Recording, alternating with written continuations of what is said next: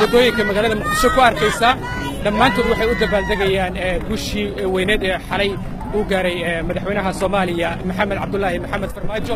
dadweynaha halkan isugu soo baxay waxay sitaan calanka jamhuuriyadda iyo sidoo kale sawirrada madaxweynaha la doortay. gawaaridu sidaas oo kale halkan ay maraysaa.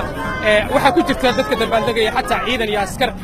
maxaad u soo baxday saakay? saakay waxaan soo baxay dadweynaha dabaaldegaya madaxweyne cusub inaan soo dhaweyno oon doorano anigoo dadweynaha Soomaaliyeed.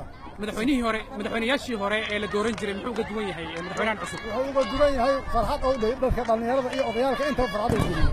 abad bay u xiiso qabeen 3 bilood oo wadanka uu qabtay.